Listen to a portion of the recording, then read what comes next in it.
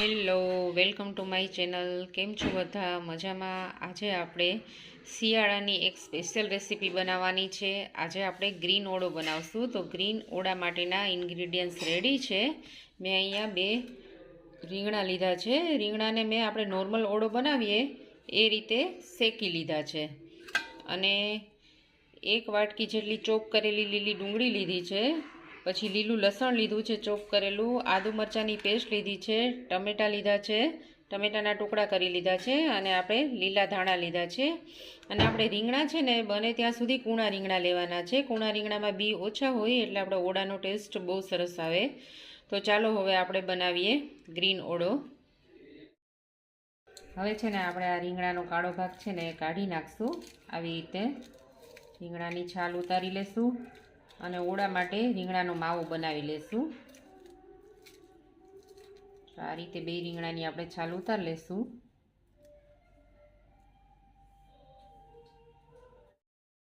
જો રીંગણાનો માવો તૈયાર છે, બધી સામગ્રી રેડી છે. હવે આપણે આનો વઘાર કરશું. વઘાર માટે આપણે એક પેનમાં તેલ લેશું. અહીંયા તેલનું પ્રમાણ છે ને થોડું વધારે લેવાનું છે, તો આપણો ઓળો છે ને એકદમ સરસ ટેસ્ટી લાગશે. હવે તેલ થઈ જાય એટલે આપણે થોડી એમાં રાઈ એડ કરશું.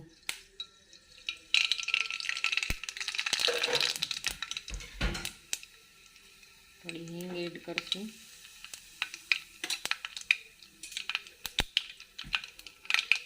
પછી આપણે જે ચોપ કરેલી ડુંગળી છે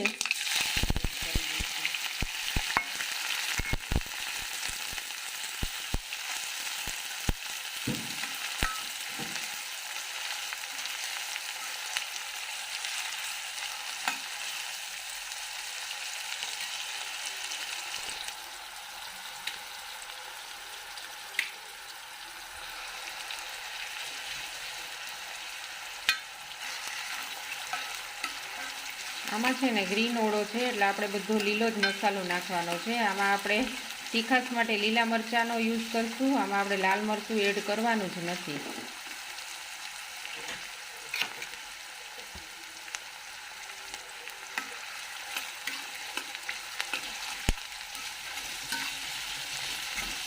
ડુંગળી થોડીક સંતળાઈ ગઈ છે. હવે આપણે લીલું લસણ એડ કરશું. થોડુંક આપણે લીલું લસણ રાખી દઈશું, ગાર્નિશિંગ માટે નાખશું.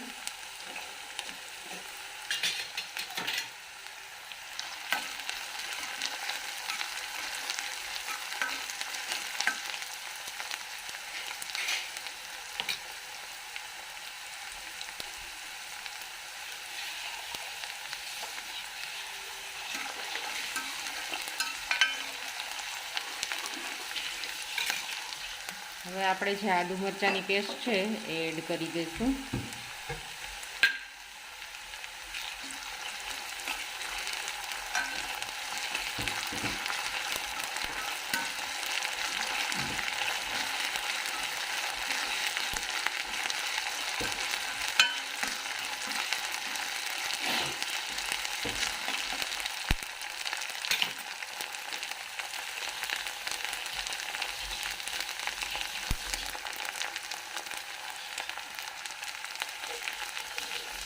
હવે આપણે આ ટમેટાં છે એડ કરી દઈશું.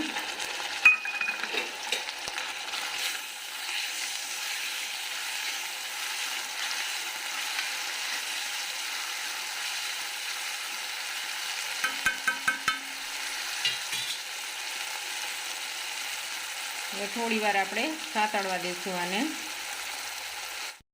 હવે જુઓ આપણા ટમેટાં છે ને સતળાઈ ગયા છે. હવે આપણે આમાં નિમક એડ કરીશું. ગેસની ફ્લેમ ધીમી રાખી આપણે નિમક આપણા સ્વાદ એકોર્ડિંગ નિમક નાખશું અને થોડી આપણે હળદર નાખશું.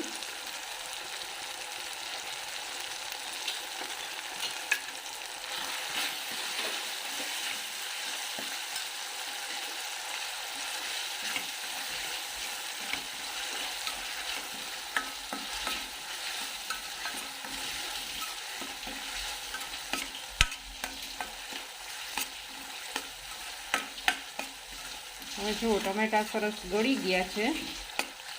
હવે આપણે જે રીંગણનો માવો છે ને એ એડ કરી દઈશું.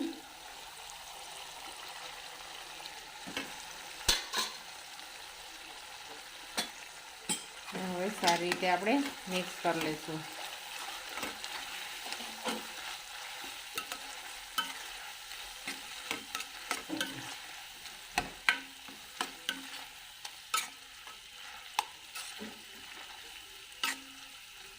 હવે આપણે છે ને 2 થી 3 મિનિટ આને થોડું કૂક થવા દેશું, થોડીક વાર ચડવા દેશું.